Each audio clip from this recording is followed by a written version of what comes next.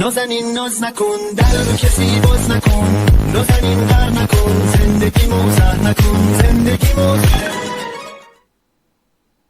എല്ലാ പ്രിയപ്പെട്ട കൂട്ടുകാർക്കും എല്ലാ പ്രിയപ്പെട്ട 4ാം ക്ലാസ്സിലെ പ്രിയപ്പെട്ട ചക്കരമക്കൾക്കോട് പുതിയൊരു വീഡിയോയിലേക്ക് സ്വാഗതം. എന്തൊക്കെയാണ് എല്ലാവർക്കും സുഖാണോ? അപ്പോൾ ഇന്ന് കൂടുതൽ ആമുഖമൊന്നും പറയുന്നില്ല. അപ്പോൾ എല്ലാവരും പഠിക്കാൻ വേണ്ടി റെഡിയായി നിൽക്കുകയാണ് അല്ലേ? ഒരുപാട് മക്കൾ പഠിക്കാൻ വേണ്ടി റെഡിയായി നിൽക്കുകയാണ്. എന്തെങ്കിലുമൊക്കെ കിട്ടിക്കഴിഞ്ഞാൽ അത് പഠിക്കാതെ വിചാരിച്ചിങ്ങനെ നിൽക്കുക അല്ലേ? അപ്പോൾ ഇന്ന് അങ്ങോട്ട് പഠിച്ചിട്ട് UAS അങ്ങോട്ട് റെഡിയാവുമെന്ന് എനിക്ക് തോന്നുന്നില്ല. മുമ്പേ നമ്മൾ തുടങ്ങിയിട്ടുണ്ടെങ്കിൽ മാത്രമേ UAS അങ്ങോട്ട് റെഡിയാകും. കാരണം UAS കുറച്ച് കൂടുതൽ നമുക്ക് പഠിക്കാനുണ്ട് അല്ലേ? അപ്പോൾ ഇന്ന് നോക്കിയിട്ട് ഞാൻ നെഗറ്റീവ് പറയല്ല, ഇന്ന് നോക്കിക്കോളൂ. നിങ്ങൾക്ക് അറിയുന്ന കാര്യങ്ങൾ, ആ കാര്യങ്ങൾ നമ്മൾ പറയുന്ന കാര്യങ്ങളും കൂടെ അങ്ങോട്ട് പഠിച്ചോളൂ. Okay, ready? അപ്പോൾ നേരെ സ്റ്റാർട്ട് ചെയ്യുന്നതിന് മുമ്പ് നിങ്ങളോട് പറയാനുള്ളത് എന്താണെന്ന് വെച്ചിട്ടുണ്ടെങ്കിൽ LSSന്റെ ക്ലാസ്സുകൾ നമ്മുടെ ചാനൽ ഓൾറെഡി റൺ ചെയ്തുകൊണ്ടിരിക്കുന്നുണ്ട്. അതിന്റെ PDF-കൾ നിങ്ങൾക്ക് ഇങ്ങനെ അയച്ചുകൊണ്ട് നിൽക്കുന്നുണ്ട്. ഏകദേശം എനിക്ക് 26-27ഓളം PDF-കൾ എന്ത് ചെയ്തിട്ടുണ്ട്, ഇങ്ങനെ അയച്ചിട്ടുണ്ട് ഗ്രൂപ്പിലേക്കൊക്കെ. അപ്പോൾ ആ ഗ്രൂപ്പിൽ ജോയിൻ ചെയ്യാൻ വേണ്ടി താഴത്തോട്ട് നമ്പർ പോകുന്നുണ്ട്. ഞാൻ വേഗം പറഞ്ഞു പോകും കേട്ടോ. വേഗം നമ്പർ പോകുന്നുണ്ട് 9496544588 എന്ന് പറയുന്ന ഈ നമ്പറാണ്. ഈ നമ്പർ അത് കാണുന്നില്ലേ? ആ നമ്പറിലേക്ക് ജസ്റ്റ് ഒരു ഹായ് അയച്ചാൽ മതി വാട്സപ്പിൽ. Okay, set. അപ്പോൾ വന്നവരൊക്കെ ഓരോ ലൈക്ക് ചെയ്യുക, പിന്നെ ഗോ ആൻഡ് സബ്സ്ക്രൈബ്. ഓക്കെ, അപ്പോൾ നമ്മൾ പോവാണ്. ഒന്നാമതായിട്ട് നമുക്ക് ഇവിടെ ഒരുമയുടെ ഓണം, ഓമനയുടെ ഓണമല്ല, ഒരുമയുടെ ഓണം അല്ലേ? ഓണം നമ്മുടെ ദേശീയ ഉത്സവമാണ് അല്ലേ? ഓണത്തിനെ പറ്റിയിട്ട് നമ്മളോട് ചോദിച്ചാൽ നമുക്ക് എഴുതാൻ വേണ്ടി പറ്റണം. ഓണം എന്നുള്ളത് എന്താണ്? നമ്മുടെ ദേശീയ ഉത്സവമാണ്. ലോകമെമ്പാടുള്ള മലയാളികൾ ഓണം ആഘോഷിക്കുന്നു. കേരളം ഭരിച്ചിരുന്ന നീതിമാനായ മഹാബലി വർഷത്തിലൊരിക്കൽ സ്വന്തം പ്രജകളെ കാണാൻ ഓണക്കാലത്ത് എത്തുന്നു എന്നാണ് ഐതിഹ്യം. വിളവെടുപ്പ് ഉത്സവം കൂടിയാണ് ഓണം. യെസ് ഗൈസ്, അപ്പോൾ ഈ ഒരു സംഭവം, ഈ യെല്ലോയിൽ മാർക്ക് ചെയ്ത് ഈ ഒരു സംഭവം ജസ്റ്റ് ഒന്ന് നോക്കുക എന്നുള്ളതാണ്. അതായത് Onam is our national festival അല്ലേ? പിന്നെയോ it is believed that Mahabali, the just king who ruled Kerala, visits Kerala once in every year to see his subjects. Onam is also A harvest festival. ഈ ഒരു സാധനമാണ് മക്കളെ നമ്മൾ നോക്കി വെക്കേണ്ടത്. ഓണത്തിനെ പറ്റി നമ്മളോട് ചോദിച്ചാൽ ഈ ഒരു സാധനം, അതായത് കേരളം ഭരിച്ചിരുന്ന നീതിമാനായ മഹാബലി വർഷത്തിലൊരിക്കൽ സ്വന്തം പ്രജകളെ കാണാൻ ഓണക്കാലത്ത് എത്തുന്നു എന്ന ഐതിഹ്യം, വിളവെടുപ്പ് ഉത്സവം കൂടിയാണ് അല്ലേ? അതാണ് ഇവിടെ പറഞ്ഞിരിക്കുന്നത്. ഈ ഒരു സംഭവം എന്ന് പറഞ്ഞാൽ ഈ ഒരു സാധനം എൻ്റെ മക്കൾ എന്ത് ചെയ്യാൻ ജസ്റ്റ് ഒന്ന് നോക്കി വെക്കുക എന്നുള്ളതാണ്. Okay, ready, set. അങ്ങനെയാണെങ്കിൽ ഇനി അടുത്തത് നാടൻ കളികളാണ് മക്കളെ. നാടൻ കളികൾ നിങ്ങൾക്ക് ഇഷ്ടമല്ലേ? ഓരോ പ്രദേശത്തും കാലങ്ങളായി നിലനിൽക്കുന്ന കളികളാണ് നാടൻ കളികൾ. നിങ്ങൾക്ക് ഏതൊക്കെ നാടൻ കളികൾ അറിയാം? ഒരു നാടൻ കളി പരിചയപ്പെടാം. എൻ്റെ മക്കൾ ചെയ്യേണ്ടത് ഇത്രയാണ്: ഏതെങ്കിലും ഒരു നാടൻ കളിയെ കുറിച്ച് ഒന്ന് പഠിച്ചു വെക്കുക. ഏതെങ്കിലും ഇപ്പം നാരങ്ങ പാല് എന്ന് പറയുന്ന കളി, അല്ലെങ്കിൽ വേറെ എന്തെങ്കിലും നിങ്ങളുടെ നാട്ടിൽ പിന്നെന്താ കുട്ടിയും കോലുവോ എന്തൊക്കെയോ അങ്ങനത്തെയുള്ള കളികളൊക്കെ ഉണ്ട്. നമുക്ക് അറിയുന്ന ഒരുപാട് തരത്തിലുള്ള കളികളുണ്ട്. ആ കളികളെ പറ്റിയിട്ട് ജസ്റ്റ് എന്താണ് ആ കളി എന്നുള്ളതും, ആ കളിയിൽ ആരൊക്കെ എന്തൊക്കെയാണ് ആ കളി, അതായത് ഈ കളിയിൽ ഉണ്ടാകുന്ന ഉപകരണങ്ങൾ, എന്തൊക്കെ ഉപകരണങ്ങൾ ഉപയോഗിക്കും, എത്ര പേര്, ആരൊക്കെ ഉദ്ദേശിച്ച് എത്ര പേരാണ് ആ കളിയിൽ കളിക്കുന്നത്, അതേപോലെ തന്നെ എങ്ങനെയാണ് ആ കളി കളിക്കുന്നത്, ആ ഒരു രൂപം എന്ത് ചെയ്യുക, ജസ്റ്റ് എൻ്റെ മക്കൾ എന്ത് ചെയ്യാം ഒന്ന് നോക്കി വെക്കുക എന്നുള്ളതാണ്. Okay, yes guys. അങ്ങനെയാണ് നേരെ നമ്മൾ പോവാണ് നെക്സ്റ്റ് ക്വസ്റ്റ്യനിലേക്കാണ് നമ്മൾ പോകുന്നത്. ഇനി ഇത് വളരെ ഇമ്പോർട്ടൻ്റ് ആണ് മക്കളെ. ഈ രൂപങ്ങൾ, അതായത് ഓരോ കലാരൂപങ്ങൾ, ഓരോരോ കലകൾ അല്ലേ? കേരളത്തിൽ രൂപം കൊണ്ട കലാരൂപമാണ് കഥകളി അല്ലേ? അതാണ് ഇവിടെ കൊടുത്തിരിക്കുന്നത്. Kathakali is an art form of Kerala. ഈ സാധനം വരും എന്നുള്ള കാര്യം ഉറപ്പാണ്. എന്തെങ്കിലും ഒരു കലാരൂപം അത്ര ഇമ്പോർട്ടൻ്റ് ആണ്. അങ്ങനെ ഇമ്പോർട്ടൻ്റ് ആയിട്ട് ഈ പാഠത്തിൽ നിന്ന് പഠിപ്പിക്കുന്നുണ്ട്. അതുകൊണ്ട് വരും. ഒന്നുകിൽ കഥകളിയെ പറ്റി ചോദിക്കാം, അല്ലെങ്കിൽ തിരുവാതിരക്കളി പറ്റി ചോദിക്കാം, അല്ലെങ്കിൽ കോൽക്കളിയെ പറ്റി ചോദിക്കാം കേട്ടോ. ഈ 3 കളികൾ മക്കളെ, തിരുവാതിരക്കളി, അതേപോലെ തന്നെ കോൽക്കളി അല്ലെങ്കിൽ കഥകളി, ഈ 3 കളികളെ പറ്റി നമ്മളോട് ചോദിക്കാം. എന്താണ് എന്നുള്ളത് നമ്മളോട് ചോദിക്കാം. കലാരൂപങ്ങളെ പറ്റി നമ്മളോട് ചോദിക്കാം കേട്ടോ. അപ്പോൾ ഇതിൽ പ്രധാനപ്പെട്ട സംഭവം, ഇതിൽ നൃത്തത്തിനും അഭിനയത്തിനും സംഗീതത്തിനും മുദ്രയ്ക്കും ഒരേപോലെ പ്രാധാന്യമുണ്ട് അല്ലെ? Dance, acting, music and the mudras are equally important. ഈ പറയുന്ന സാധനങ്ങൾ ഉണ്ടല്ലോ, ഈ പറയുന്ന സാധനങ്ങളൊക്കെ ഇതിൽ ഈക്വലി ഇമ്പോർട്ടൻ്റ് ആണ് അല്ലെ? Kathakali can be learned only through continuous practice. Kathakali is known as king of arts അല്ലെ? Kathakali is known as king of, കലകളുടെ രാജാവ് എന്ന് ആരെ അറിയപ്പെടുന്നുണ്ട്? കഥകളി അറിയപ്പെടുന്നുണ്ട്. കലകളുടെ രാജാവാണ് ആര്? കഥകളി. പിന്നെ തിരുവാതിരക്കളിയാണെങ്കിലോ, തിരുവാതിര ജസ്റ്റ്, അതായത് ഈ സാധനമൊക്കെ പഠിച്ചു വെക്കും. നമ്മൾ പോയിന്റ്സ് ആയിട്ട് പഠിച്ചു വെക്കുക. എന്നിട്ട് ബാക്കി നമുക്ക് അങ്ങോട്ട് കൂട്ടി എഴുതാൻ നമുക്ക് കഴിയണം. പോയിന്റ്സ് ആയിട്ട് നമ്മൾ പഠിച്ചു വെക്കുക. അതായത് കഥകളിയാണെങ്കിൽ കേരളത്തിൽ രൂപം കൊണ്ടു. പിന്നെ എന്താണ്? നൃത്തത്തിനും അഭിനയത്തിനും സംഗീതത്തിനും മുദ്രയ്ക്കും ഒക്കെ ഒരുപോലെ പ്രാധാന്യമുണ്ട്. അതേപോലെ തന്നെ പിന്നെ വേറെന്താടാ? കഥകളി കിങ് ഓഫ് ആർട്സ് ആണ് അല്ലെ? കലകളുടെ രാജാവാണ്, കിങ് ഓഫ് ആർട്സ്. ഇനി തിരുവാതിരക്കളി. ധനുമാസത്തിലെ തിരുവാതിര നാളിൽ നിലവിളക്ക് കൊളുത്തി വെച്ച് അതിനു ചുറ്റും സ്ത്രീകൾ ചുവട് വെക്കുന്നു. കേരളീയ വേഷം ധരിച്ച് ദശപുഷ്പം ചൂടി കൈകൊട്ടി പാട്ട് പാടിയാണ് തിരുവാതിര കളിക്കുന്നത്. ഇതന്നെ ഈ സംഭവം തന്നെ ധനുമാസത്തിലാണ് കളിക്കുന്നത്. ദശപുഷ്പമൊക്കെ വെച്ച് and clap there hands in tune with specially tuned songs. ഈ ഒരു സാധനം എൻ്റെ മക്കൾ എന്ത് ചെയ്യുക, ജസ്റ്റ് ഒന്ന് നോക്കി വെക്കുക. അതേപോലെ തന്നെ കോൽക്കളിയെ പറ്റി പറഞ്ഞാലോ, Kolkali is an art form where the performers dance in a circle. അല്ലേ, they sing together and dance to the rhythm of the song beating the sticks in tune with the song. ഈ സാധനങ്ങൾ എന്ത് ചെയ്യുക, എൻ്റെ മക്കളൊന്ന് നോക്കിയ കോൽക്കളി എന്താണ്. ഈ ചെറിയ ചെറിയ നോട്ട്സുകൾ, ചെറുത് കൂടുതൽ എന്തോ വലിയ സംഭവം, ചെറിയ ചെറിയ നോട്ട്സുകൾ. ഈ ചെറിയ ചെറിയ നോട്ട്സ് 5 മാർക്കിനൊക്കെ അല്ലെങ്കിൽ 5 മാർക്കിനോ ചോദിച്ച് 2-3 മാർക്കിനൊക്കെ ചോദിച്ചു കഴിഞ്ഞാൽ ഒരു 4-5 നമ്മൾ പോയിന്റ്സ് നമ്മൾ പഠിച്ചു പോകും. ഒരു 3 പോയിന്റ്സ് നമ്മൾ പഠിച്ചു പോകും എന്തായാലും. അല്ലേ, കഥകളിയെ പറ്റി നമ്മൾ പറഞ്ഞു, പോയിന്റ്സ് നമ്മൾ പറഞ്ഞു, തിരുവാതിരൻ്റെ പോയിന്റ്സ് നമ്മൾ പറഞ്ഞു, ഇതിപ്പോൾ കോൽക്കളിൻ്റെ പോയിന്റ്സ് നമ്മൾ പറഞ്ഞു. ഈ പോയിന്റ്സ് നമ്മൾ അങ്ങോട്ട് ഒന്ന് ഉഷാറാക്കി എഴുതുക, അതാണ് സംഭവം. Okay, ready? Yes guys. ഇപ്പോൾ ഇവിടെ പറഞ്ഞ ഈ കഥകളി ഈ കളി ഇത് ഏതൊക്കെയാണ് കലാരൂപങ്ങൾ? ചാക്യാർ കൂത്ത്, മാർഗം കളി, കൂടിയാട്ടം, ദഫ് മുട്ട്, തെയ്യം, കുമ്മാട്ടി, ഒപ്പന, മോഹിനിയാട്ടം, പടയണി. ഇങ്ങനെ ചിത്രങ്ങൾ തന്നിട്ട് നമ്മളോട് ഏതാണെന്ന് ചോദിച്ചു കഴിഞ്ഞാൽ നമുക്കത് എന്ത് ചെയ്യാൻ പറ്റണം, പറയാൻ വേണ്ടി പറ്റും. ഇങ്ങനെ ചിത്രങ്ങൾ തന്നിട്ട് നമ്മളോട് ചോദിക്കാം ഈ കളി ഏതാണ്. കഴിഞ്ഞ പ്രാവശ്യങ്ങളിലൊക്കെ വന്ന ചോദ്യമാണ്. ചിത്രങ്ങൾ തന്നിട്ട് ഇത് ഏതാണ് കലാരൂപം എന്ന് ചോദിച്ചു. അങ്ങനെ ചോദിച്ചു കഴിഞ്ഞാൽ നമുക്ക് എന്ത് ചെയ്യാൻ പറ്റണം, അത് എഴുതാൻ വേണ്ടി പറ്റണം. അപ്പൊ ഈ ചിത്രങ്ങൾ കണ്ടിട്ട് ഏതാണ് ഈ കലാരൂപം എന്നുള്ളത് അറിയണം. യെസ് ഗൈസ്, പോവുകയാണ് അടുത്തത്. അതേപോലെ തന്നെ നമ്മൾ ഈ പറഞ്ഞല്ലോ, കലകളിലെ പ്രധാന വിഭാഗങ്ങളാണ് ചിത്രകലയും ശില്പകലയും. അല്ലേ, അതാണ് ചിത്രകലയിലും ശില്പകലയും നമ്മുടെ നാടിന്റെ പാരമ്പര്യമുണ്ട്. ലോകപ്രസിദ്ധ ചിത്ര രാജാ രവിവർമ്മ കേരളീയനാണ്. അല്ലേ, രാജാ രവിവർമ്മ വരച്ച ചിത്രമാണ് ഇവിടെ കൊടുത്തിരിക്കുന്നത്. അല്ലെ, കലകളെ പോലെ തന്നെയാണ് ചിത്രകലയും ശില്പകലയും. അല്ലെ, ചിത്രകലയും ശില്പകലയും. അതിൽ കേരളക്കാരനായിട്ടുള്ള രാജാ രവിവർമ്മ നമ്മുടെ ലോകം മൊത്തം പ്രശസ്തി നേടിയ ആളാണ് രാജാ രവിവർമ്മ എന്ന്. ജസ്റ്റ് ഒന്ന് പറഞ്ഞു എന്ന് മാത്രമേ ഉള്ളൂ കേട്ടോ. രാജാ രവിവർമ്മയെ പറ്റിയിട്ട് ജസ്റ്റ് ഒന്ന് പറഞ്ഞു എന്ന് മാത്രമേ ഉള്ളൂ. Okay, ready? ഏതൊക്കെയാണ്? Tradition of painting and script. Okay, ready? ആ സാധനം വന്നിട്ട് മക്കൾ നോക്കി വെക്കുക. അത് കഴിഞ്ഞിട്ട് നെക്സ്റ്റ് നമ്മൾ നാടൻ പാട്ടുകൾ അല്ലെ, പാട്ടുകള് നാടൻ പാട്ട്, ഞാറ്റുപാട്ട്, അതേപോലെ തന്നെ അല്ലെ ഫോക്ക് സോങ്, ഞാറ്റുപാട്ട്, പിന്നെന്താടാ വടക്കൻ പാട്ട്, മാപ്പിളപ്പാട്ട്. 4 വിധത്തിലുള്ള പാട്ടുകളാണുള്ളത്. നാടൻ പാട്ട്, ഞാറ്റുപാട്ട്, വടക്കൻ പാട്ട്, മാപ്പിളപ്പാട്ട്. നാടൻ പാട്ട്, വടക്കുപാട്ട്, പിന്നെന്താ നാടൻ പാട്ട്, വടക്കൻ പാട്ട്, ഞാറ്റുപാട്ട്, അതേപോലെ തന്നെ മാപ്പിളപ്പാട്ട്. അല്ലെ, ഫോക്ക് സോങ്, ഞാറ്റുപാട്ട്, പിന്നെ വേറെന്താ ഇംഗ്ലീഷിൽ മാപ്പിളപ്പാട്ടും, അതേപോലെ തന്നെ വടക്കൻ പാട്ടും. അല്ലെ, അപ്പൊ എന്താണ് ഈ ഒരു സാധനം എന്നുള്ളത് ജസ്റ്റ് ഒന്ന് നോക്കി വെക്കുക.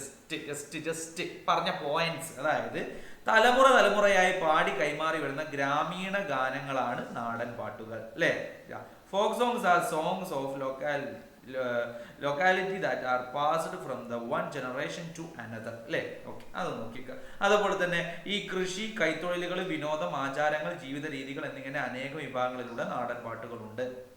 നാടൻ പാട്ടിനെ പറ്റി കുറച്ചേ ഉള്ളൂ അല്ലെ, പാട്ടുകളെ പറ്റി കുറച്ചേ നമുക്ക് പഠിക്കാം. അല്ലേ, folk songs are of the different times, those related to farming, handicraft, entertainments, customs and lifestyle etc. അല്ലെ, ഈ സാധനം ജസ്റ്റ് ഒന്ന് നോക്കി വെക്കുക. എന്താണെന്നുള്ളത് നാടൻ പാട്ടിനെ പറ്റി ചോദിച്ചാൽ നമുക്ക് എഴുതി കൊടുക്കാം. അതേപോലെ ഏത് നാടൻ പാട്ട് എന്നല്ല, ഏത് പാട്ടിനെ പറ്റിയാൽ, പുഞ്ചപ്പാട്ട് എന്താണ് പുഞ്ചപ്പാട്ട്, പുഞ്ചപ്പാട്ട് എന്താണ് ഞാറ്റുപാട്ട്, അതേപോലെ തന്നെ എന്താണ് വടക്കൻ പാട്ട്. അല്ലെ, വടക്കൻ പാട്ട് എന്ന് പറയുമ്പോൾ തന്നെ നമുക്ക് ഒരു എന്താ ഇത് പ്രധാനമായിട്ട് പറയുന്നത്, അതായത് ഈ വീരസാഹസികത വർണ്ണിക്കുന്ന പാട്ടുകളാണ് വടക്കൻ പാട്ടുകൾ. അല്ലെ, വീരസാഹസികതയാണ് ഈ വടക്കൻ പാട്ടുകളിൽ കൂടെ വരുന്നത്. അതേപോലെ തന്നെ മാപ്പിളപ്പാട്ടിന്റെ മോയിൻകുട്ടി വൈദ്യർ നോക്കി വെക്കുക. ഓക്കെ, തനത് പ്രത്യേകതയുള്ള കാവ്യരചനകളാണ് മാപ്പിളപ്പാട്ടുകൾ. ഓക്കെ, മോയിൻകുട്ടി വൈദ്യര് തനത് പ്രത്യേകതയുള്ള കാവ്യരചനകളാണ് മാപ്പിളപ്പാട്ടുകൾ. കേട്ടോ, മാപ്പിളപ്പാട്ടിനെ പറ്റിയായി. വടക്കൻ പാട്ടിനെ പറ്റി ചോദിച്ചാലോ, വീരസാഹസികത വർണ്ണിക്കുന്ന പാട്ടുകളാണ് വടക്കൻ പാട്ട്. പിന്നെ നിങ്ങൾക്ക് ഇതിനെ പറ്റിയൊക്കെ നിങ്ങൾക്ക് അറിയാം. അല്ലെ, അപ്പൊ ഈ പാട്ടുകൾ ഞാൻ പറയുന്നത് ഇമ്പോർട്ടന്റ് ആയിട്ടുള്ള കാര്യങ്ങളാണ്, മറ്റുള്ള കാര്യങ്ങൾ പഠിക്കേണ്ടെന്ന് പറയുന്നില്ല. ഈ പാട്ടുകൾ എന്തൊക്കെയാണ്? ഈ പാട്ടുകൾ എന്ന് പറയുന്ന 4 വിധത്തിലുള്ള പാട്ടാണ്. ഈ പാട്ടിന് ഏതെങ്കിലും ഒരു പാട്ടിനെ പറ്റി നമ്മളോട് ചോദിച്ചാൽ നമുക്ക് എന്ത് ചെയ്യാൻ വേണ്ടി പറ്റണം, അത് എഴുതാൻ വേണ്ടി പറ്റണം. അപ്പൊ ഈ സാധനങ്ങൾ പോയിന്റ്സ് ആയിട്ട് എൻ്റെ മക്കൾ എന്ത് ചെയ്യുക, ഒന്ന് ജസ്റ്റ് ഒന്ന് നോട്ട് ചെയ്ത് വെക്കുക എന്നുള്ളതാണ്. ഓക്കെ, അത് കഴിഞ്ഞ് നേരെ നമ്മൾ പോകുന്നു അടുത്ത പാഠത്തിലേക്കാണ് നമ്മൾ പോകുന്നത്. ഈ പാഠത്തിൽ നമ്മൾ പ്രധാനമായിട്ടും ഭൂമി സ്വയം കറങ്ങുന്നതിനെ ഭ്രമണം എന്ന് പറയുന്നു. ഭൂമിക്ക് ഒരു ഭ്രമണം പൂർത്തിയാക്കാൻ 24 മണിക്കൂർ വേണം. ഇതാണ് ഒരു ദിവസം അല്ലേ. അതായത് spinning of the earth on its own axis is called rotation. What is rotation? എന്താണ് റൊട്ടേഷൻ എന്ന് ചോദിച്ചാൽ നമുക്ക് എഴുതാൻ വേണ്ടി പറ്റണം അല്ലേ. It takes 24 hours for the earth to complete one rotation. This is 1 day അല്ലേ. 24 മണിക്കൂർ കറങ്ങുന്നുണ്ട് അല്ലേ. അപ്പോൾ അതാണ് ഒരു ദിവസം എന്ന് പറയുന്നത്. റൊട്ടേഷൻ മലയാളം മീഡിയം കുട്ടികളാണെങ്കിൽ ഭ്രമണം എന്ന് പറയുന്നു. ഇംഗ്ലീഷ് മീഡിയം കുട്ടികളാണെങ്കിൽ നമ്മൾ എന്ത് പറയുന്നു? റൊട്ടേഷൻ എന്ന് പറയുന്നു. ഓക്കെ, റെഡിയാണ് അല്ലേ. ഇനി അടുത്തതാണെങ്കിലോ, ഭൂമി സ്വയം കറങ്ങുന്നതിനോടൊപ്പം സൂര്യനെ ചുറ്റി സഞ്ചരിക്കുന്നതിനെ പരിക്രമണം എന്ന് പറയുന്നു അല്ലേ. നേരത്തെ നമ്മൾ റൊട്ടേഷൻ പറഞ്ഞു, സോറി മലയാളം മീഡിയം കുട്ടികൾ ഭ്രമണം പറഞ്ഞു. ഇപ്പൊ നമ്മൾ പറയുന്നത് മക്കളെ പരിക്രമണമാണ് അല്ലേ. അപ്പോൾ ഇംഗ്ലീഷ് മീഡിയം കുട്ടികളിൽ നോക്കുക അല്ലേ. The movement of the earth around the sun is called revolution അല്ലേ. ആ ഒരു സംഭവം എന്താണ്? ഈ യെല്ലോയിൽ ഞാൻ ഈ മാർക്ക് ചെയ്തിരിക്കുന്ന ഈ സാധനം എന്താണ് എന്നുള്ളത് എൻ്റെ മക്കളൊന്ന് ജസ്റ്റ് ഒന്ന് നോക്കി വെക്കുക. എന്താണ് റൊട്ടേഷൻ, എന്താണ് റിവല്യൂഷൻ അല്ലേ, എന്താണ് ഭ്രമണം, എന്താണ് പരിക്രമണം എന്നുള്ളത് ഒന്ന് പറയാം അല്ലെ. ഭൂമി സ്വയം കറങ്ങുന്നതിനോടൊപ്പം സൂര്യനെ ചുറ്റി സഞ്ചരിക്കുന്നതിനെയാണ് പരിക്രമണം എന്ന് പറയുന്നത്. The movement of the earth around the sun is called revolution. Ready. അത് കഴിഞ്ഞ് അടുത്തതിലേക്ക് പോവാണ്. ഇവിടെ പ്രധാനമായിട്ടും അമാവാസി. ഈ ചിത്രങ്ങൾ എൻ്റെ മക്കളുടെ മനസ്സിലേക്ക് എന്തായാലും വരണം. ഈ ചിത്രങ്ങൾ കഴിഞ്ഞ പ്രാവശ്യം അതിൻ്റെ മൂത്ത പ്രാവശ്യം ഒക്കെ പരീക്ഷയ്ക്ക് ഈ ചിത്രങ്ങളെ പറ്റിയിട്ട് ഈ ചിത്രം, പൗർണമിയുടെ ചിത്രം, അമാവാസിയുടെ ചിത്രം, ഈ ചിത്രങ്ങൾ എൻ്റെ മക്കൾ എന്ത് ചെയ്യുക, മനസ്സിലുണ്ടായിക്കോട്ടെ കേട്ടോ. ഈ ചിത്രങ്ങൾ മനസ്സിലുണ്ടായിക്കോട്ടെ. അതേപോലെ തന്നെ നോക്കൂ, ഇവിടെ സൂര്യപ്രകാശം പതിക്കാത്ത ചന്ദ്രന്റെ ഭാഗം മാത്രം ഭൂമിക്ക് അഭിമുഖമായി വരുമ്പോൾ ചന്ദ്രനെ തീരെ കാണാൻ കഴിയില്ല. ഈ ദിവസമാണ് അമാവാസി. എന്താണ് അമാവാസി എന്നുള്ളത് അല്ലെ ഇവിടെ കൊടുത്തിട്ടുണ്ട് അല്ലെ. എന്താണ് ഇവിടെ കൊടുത്തത്? The moon is not seen at all when the part of the moon that does not get sunlight faces the earth. This day is called new moon day. New moon day അല്ലെ. New moon ഡേയും full moon ഡേയും അല്ലെ. അമാവാസിയും പൗർണമിയും എൻ്റെ മക്കളെ പഠിക്കൽ നിർബന്ധമാണ്. ഭൂമിയിൽ നിന്നും നോക്കിയാൽ ചന്ദ്രന്റെ പ്രകാശിത ഭാഗം പൂർണ്ണമായും കാണാൻ കഴിയുന്ന ദിവസമാണ് പൗർണമി അല്ലെ.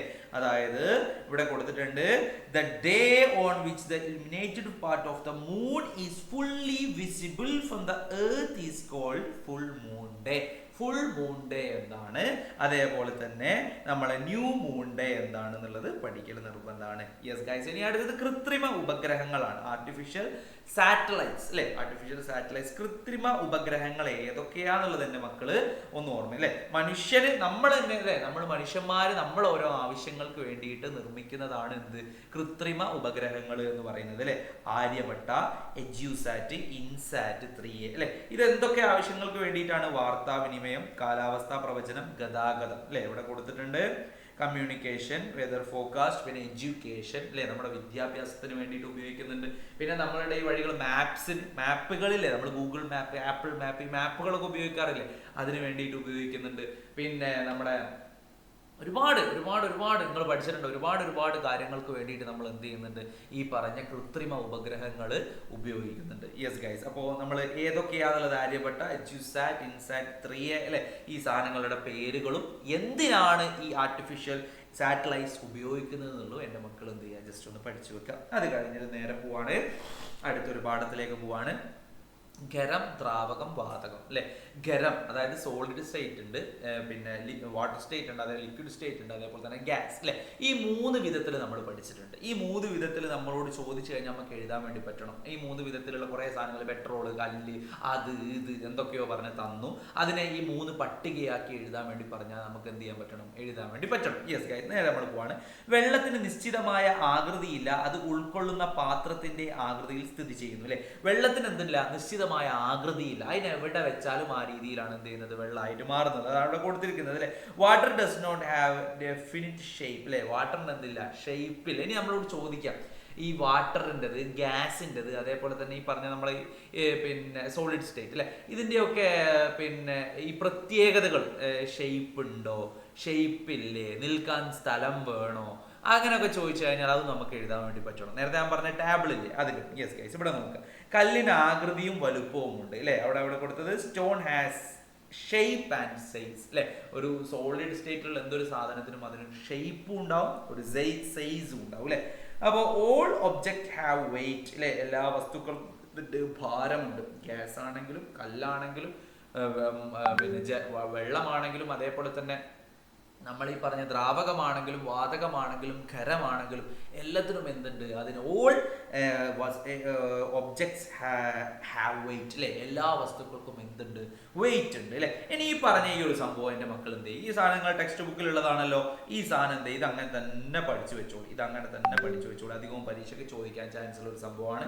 ഈ സാധനം എന്ത് ചെയ്യുക, എൻ്റെ മക്കളൊന്ന് നോക്കി വെക്കുക. Okay, ready. അത് കഴിഞ്ഞിട്ട് അടുത്ത പാഠത്തിലേക്കാണ്, നെക്സ്റ്റ് ചാപ്റ്ററിലേക്ക് നമ്മൾ പോവാണ്. ഭൂപടം അല്ലെ. ഇതിൽ ഒരുപാട് സാധനങ്ങൾ നമ്മൾ പഠിക്കുന്നുണ്ട്. ഭൂപടം വായിക്കാം അല്ലെ. ഇതിലൊരു മാപ്പ് നമ്മൾ പഠിക്കുമ്പോൾ ആ മാപ്പിൽ കുറെ സാധനങ്ങൾ അല്ലെ, സൂചികകൾ കൊടുത്തിട്ടുണ്ട് അല്ലെ. ഇത് വിമാനത്താവളമാണ്, ഇത് സംസ്ഥാന അതിർത്തിയാണ്, ജില്ലാ അതിർത്തിയാണ്, തുറമുഖമാണ്, തലസ്ഥാനമാണ്, റെയിൽപാതയാണ് അല്ലെ. ഇങ്ങനെയൊക്കെ കൊടുത്തിട്ടുണ്ട്.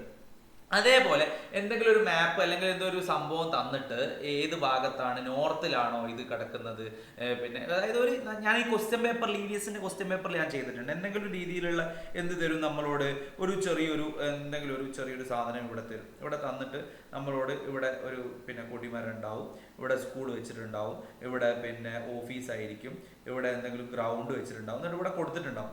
നിങ്ങളോട് ചോദിക്കും ഇതിന്റെ എവിടെയാണ് ഇത് സ്ഥിതി ചെയ്യുന്നത്, ഇതിന്റെ എവിടെയാണ് സ്ഥിതി ചെയ്യുന്നത്, നോർത്ത്, ഈസ്റ്റ്, വെസ്റ്റ്, സൗത്ത് എന്നൊക്കെ നമ്മൾ പഠിച്ചിട്ടുണ്ട്, കിഴക്ക്, പടിഞ്ഞാറ് അല്ലെ. ആ സംഭവങ്ങൾ നമ്മൾ പഠിച്ചിട്ടില്ലേ. ആ സാധനങ്ങളാണ് നമ്മളോട് ചോദിക്കുന്നത്. ഇങ്ങനെയും ചോദിക്കാം കേട്ടോ. അപ്പൊ ഇവിടെ നമ്മൾ പറഞ്ഞത് ഈ ഒരു മാപ്പാണ്. ഈ ഒരു മാപ്പ് വന്നിട്ട് ഈ സൂചികകൾ എന്തൊക്കെയാണ്, എവിടെയൊക്കെയാണ് ഇതാണ് ഒരു മാപ്പ് തന്നിട്ട് നമ്മളോട് അടയാളപ്പെടുത്താൻ വേണ്ടി പറഞ്ഞാൽ നമുക്ക് ഈ സൂചികകൾ നമുക്കറിയണം അല്ലെ, എന്തൊക്കെയാണെന്നുള്ളത് നമുക്കറിയണം അല്ലെ. സിമ്പിൾസ് അല്ലെ. റെയിൽവേ നോക്കൂ, റെയിൽവേ ഉണ്ട്. അതേപോലെ തന്നെ ഇവിടെ എന്താ, എയർപോർട്ട് കൊടുത്തിട്ടുണ്ട്. ഇത് ഹാർബറാണ്, ഇത് റിവറാണ്, ടൂറിസ്റ്റ് സ്പോട്ടാണ്, ഇത് ക്യാപിറ്റലാണ്, ഡിസ്ട്രിക്ട് ഹെഡ് ക്വാർട്ടേഴ്സ് ആണ്, ബാഡ് സാങ്ച്വറി അല്ലെ, പക്ഷി സങ്കേതം അല്ലെ. ഈ സാധനങ്ങൾ മക്കളെ, ഈ സിമ്പിൾസ് നോക്കിയിട്ട് എന്താണ് എന്നുള്ളത് നമുക്ക് അറിയണം. അതിന് വേണ്ടിയിട്ടാണ് ഈ സാധനം കൊടുത്തത്. ഈ സാധനം എൻ്റെ മക്കൾ എന്ത് ചെയ്യുക, ഒന്ന് പഠിച്ചു വെക്കുക അല്ലെ. ഈ സാധനം റെയിൽപാത, വിമാനത്താവളം, തുറമുഖം, നദി, വിനോദസഞ്ചാര കേന്ദ്രം, തലസ്ഥാനം, ജില്ലാ ആസ്ഥാനം, പക്ഷി സങ്കേതം, ഈ സാധനങ്ങളോട് എന്ത് ചെയ്യുക, എൻ്റെ മക്കളൊന്ന് നോക്കി വെക്കുക. അത് കഴിഞ്ഞിട്ട് അടുത്ത ഞാൻ നേരത്തെ പറഞ്ഞ സാധനം അല്ലെ, ഒരു മാപ്പിൽ നമുക്ക് ഇതിന് നോർത്തും ഈസ്റ്റും വെസ്റ്റും അല്ലെ, ഇത് എൻ്റെ മക്കൾ പഠിക്കണം. നോർത്ത്, ഇവിടെ മുകളിൽ നോർത്താണ്, ഇവിടെ ഈസ്റ്റ് ആണ്, ഇവിടെ സൗത്ത് ആണ്, അതേപോലെ തന്നെ ഇവിടെ വെസ്റ്റ് ആണ് അല്ലെ. നമ്മൾ ന്യൂസ് എന്ന് എഴുതും അല്ലെ, ന്യൂസ് അങ്ങനെയാണ് അല്ലെ. അപ്പൊ ഇവിടെ നോക്കൂ, നോർത്ത് ഇവിടെ, ഈസ്റ്റ് ഇവിടെ, സൗത്ത് ഇവിടെ, വെസ്റ്റ് ഇവിടെ. ഇത് നല്ലോണം പഠിച്ചു വെച്ചോ. ഇതൊരു ഏരോ മാർക്ക് തന്നിട്ട് ചിലപ്പോൾ നമ്മളോട് ഇതിൽ മാർക്ക് ചെയ്യാൻ വേണ്ടി പറയാം. ഓക്കെ, ഇതവിടെ കൊടുത്തിട്ടുണ്ട്. The top of the map on the wall indicates north അല്ലെ. This symbol is used to show the directions. With the help of this symbol we can find out other directions also അല്ലെ. എപ്പോഴും മുകളിൽ എന്തായിരിക്കും, north ആയിരിക്കും. North വന്നാൽ അതിന്റെ നേരെ opposite എന്തായിരിക്കും, സൗത്ത് ആയിരിക്കും അല്ലെ. പിന്നെ വെസ്റ്റ് വന്നാൽ അതിന്റെ ഓപ്പോസിറ്റ് എന്തായിരിക്കും, ഈസ്റ്റ് ആയിരിക്കും. ഇതെന്റെ മക്കൾ എന്ത് ചെയ്യുക, ഒന്ന് പഠിച്ചു വെക്കുക. ഈ സാധനം എൻ്റെ മക്കൾ പഠിച്ചു വെക്കുക. ഓക്കെ, അപ്പോൾ ഇത്രയും. പിന്നെ ഞാൻ പറഞ്ഞ സംഭവം ഇതാ, ഇവിടെ ഇങ്ങനെ എന്തെങ്കിലും ഒരു സംഭവം കൊടുത്തിട്ട് ഇത് ഇവിടെ എന്താണ് സ്ഥിതി ചെയ്യുന്നത്, ഇങ്ങനെ എന്തെങ്കിലും ഒരു മാപ്പോ അല്ലെങ്കിൽ എന്തെങ്കിലും രൂപങ്ങളോ കൊടുത്തിട്ട് അതിന്റെ ഏത് ഭാഗത്താണ്, നോർത്തിലാണോ അല്ലെങ്കിൽ വെസ്റ്റിൽ എന്താ സ്ഥിതി ചെയ്യുന്നത്, സ്കൂളിന്റെയും ഗ്രൗണ്ടിന്റെയും വെസ്റ്റിൽ എന്ത് സ്ഥിതി ചെയ്യുന്നു, നോർത്തിൽ എന്ത് സ്ഥിതി ചെയ്യുന്നു, അങ്ങനെയൊക്കെ ചോദിച്ചു കഴിഞ്ഞാൽ ഇത് നോർത്ത് ഏതാണ്, വെസ്റ്റ് ഏതാണെന്നൊക്കെ നമുക്ക് അറിയാൻ വേണ്ടി പറ്റണം അല്ലേ. കണ്ടോ, ഇത് ഒരു നിങ്ങൾ ടെക്സ്റ്റ് ബുക്കിലുള്ള സാധനം തന്നെയാണ് ഇതൊക്കെ, അല്ലാണ്ട് വേറൊന്നും ഞാൻ സ്വന്തമായിട്ട് എടുത്തുണ്ടാക്കിയൊന്നല്ല. ആ ഒരു മോഡൽ കിട്ടണം. ഞാൻ ഇപ്പൊ പറഞ്ഞില്ലേ, ഇത് തിരിഞ്ഞിട്ടൊന്നും ഉണ്ടാവില്ല ചിലപ്പോൾ ഞാൻ പറഞ്ഞു. ആ ഒരു മോഡൽ കിട്ടണമെന്നുണ്ടെങ്കിൽ നമ്മൾ EVS ക്വസ്റ്റ്യൻ പേപ്പർ ചെയ്തിട്ടുണ്ട്. അതൊന്ന് എടുത്ത് നോക്കിക്കഴിഞ്ഞാൽ ആ മോഡൽ നിങ്ങൾക്ക് എനിക്ക് കിട്ടും കേട്ടോ. വളരെ ഈസി ആയിട്ട്, വളരെ സിമ്പിൾ ആയിട്ട് പഠിക്കും. ഈ സാധനം മാത്രം പഠിച്ചിട്ട് പരീക്ഷയ്ക്ക് പോകാനും നിൽക്കണം കേട്ടോ. ഈ സാധനം എന്തായാലും നിങ്ങൾ പഠിച്ചോളി. അതുകൊണ്ട് നിങ്ങൾ ടീച്ചർമാരും സാർമാരൊക്കെ പറഞ്ഞു തന്നിട്ടുണ്ടാവില്ലേ, അതും കൂടി നിങ്ങൾ പഠിക്കുക കേട്ടോ. Okay, ready. അപ്പോൾ വളരെ കുറച്ച് കാര്യങ്ങൾ മാത്രമേ പറഞ്ഞിട്ടുള്ളൂ. ഞാൻ നിങ്ങളെ പഠിപ്പിച്ചിട്ടൊന്നുമില്ല. നിങ്ങൾ പഠിച്ച കാര്യങ്ങൾ മക്കളെ ഇത് പഠിക്കണം, ഇത് വേണം എന്നുള്ളത് മാത്രമേ ഞാൻ പറഞ്ഞിട്ടുള്ളൂ. അല്ലാണ്ട് സംഭവമായിട്ട് അങ്ങോട്ട് പഠിപ്പിച്ചു തന്നിട്ടൊന്നുമില്ല. ഈ സംഭവം നിങ്ങൾക്ക് ഉപകാരപ്പെടുമെന്ന് വിചാരിക്കുകയാണ്. ഇഷ്ടമായിട്ടുണ്ടെങ്കിൽ ലൈക്ക് ചെയ്യുക, സബ്സ്ക്രൈബ് ചെയ്യുക, നിങ്ങളെ കൂട്ടുകാർക്കൊക്കെ അയച്ചു കൊടുക്കുക. അടുത്ത നല്ലൊരു വീഡിയോ ആയിട്ട് വീണ്ടും കാണാം. അതുവരേക്കും ബൈ.